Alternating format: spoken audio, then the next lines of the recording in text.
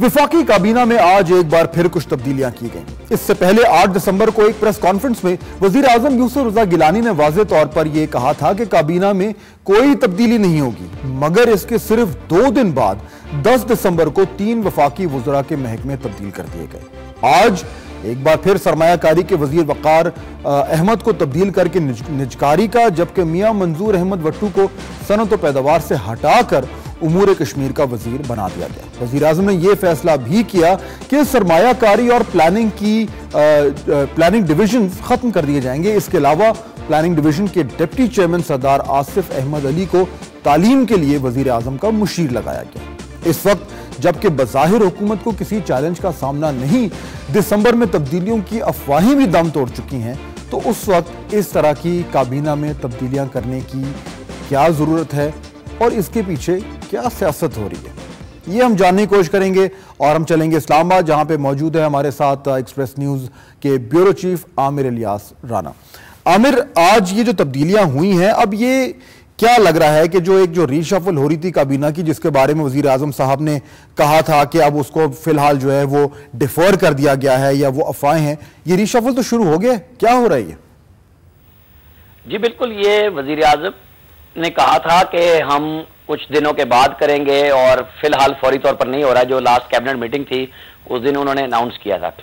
अब हुआ ये कि पहले 3 वज़रा के महकमे तब्दील किए गए, तो उस दिन भी ये इतला थी कि कुछ और महकमे बदले जाएंगे। आज वजीर आजम ने फिर महकमे बदल दिए हैं।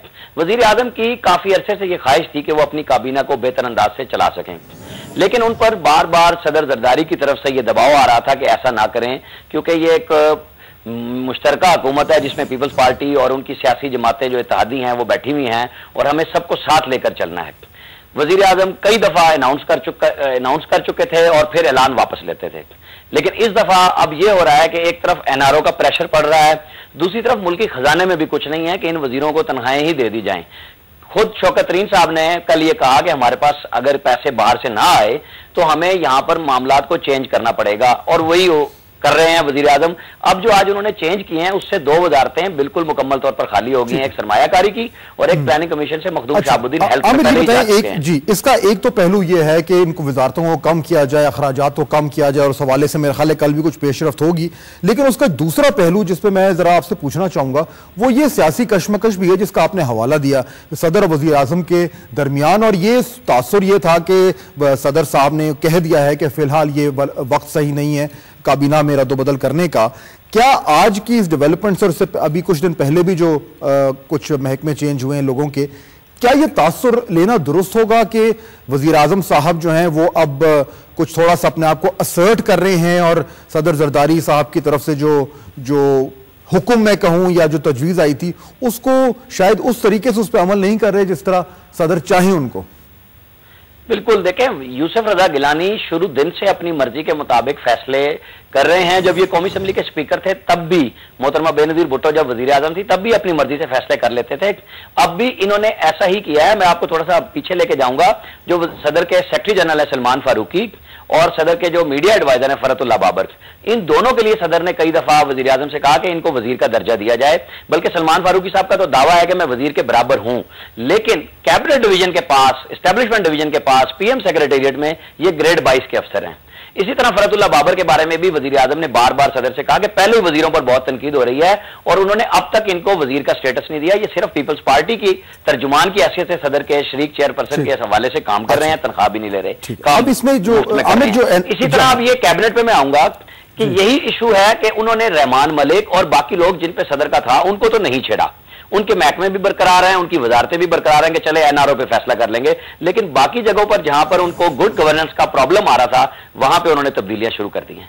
लेकिन इनको जो एनआरओ के हवाले से जिन वज़रा के नाम है जिनका आप जिक्र कर रहे थे आमिर, उनको अभी तो नहीं छेड़ा, लेकिन सवाल ये कब तक नहीं छेड़ेंगे?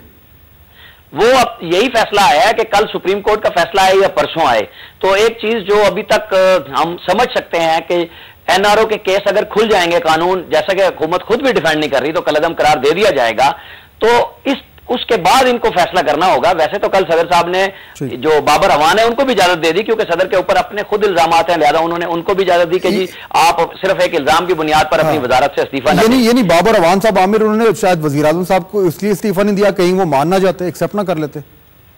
ये बहुत ज्यादा लोग यही बात कर रहे हैं कि अगर ये वहां भेजते, क्योंकि पिछले दिनों एक वजीर के भाई को जब NHA से हटाया गया था तो वो वजीर जब गए वजीर आजम के पास कि मैं इस्तीफा दे दूंगा, उन्होंने कहा आपको दोबारा आना पड़ेगा, आप ये रिजाइन मेरे हवाले कर दें। मतलब वजीर आजम अपने मामलात पर बिल्कुल क्लियर है और वो चाहते हैं कि गवर्नमेंट जो है बेहतर अंदाज से चले। ठीक है, बहुत शुक्रिया। आमिर इलियास राना इस्लामाबाद से बता रहे थे कि जो सियासी कशमकश चल रही है सदर में और वज़ीर आज़म में, उसकी अब ये कोई इलस्ट्रेशंस हैं, कुछ एग्जांपल्स हमारे सामने आ रही हैं और उसमें एक जो एग्जांपल है वो आपने देखी कि आज काबीना को रीशफल कर दिया गया। आने वाले दिनों में कितने नए चेहरे आएंगे और कितने पुराने चेहरे जो हैं उनको फारिग किया जाएगा, ये वो सवाल है जो सब लोग इसका जवाब जानना चाह रहे हैं। वक्त हुआ ब्रेक का, लेकिन ब्रेक के बाद प्रोग्राम जारी रहेगा और बात करेंगे जनूबी पंजाब के जिला डेरा गाजी खान में दहशतगर्दी, क्या ताने बाने वजीरिस्तान से मिलते हैं? ब्रेक के बाद बात होगी।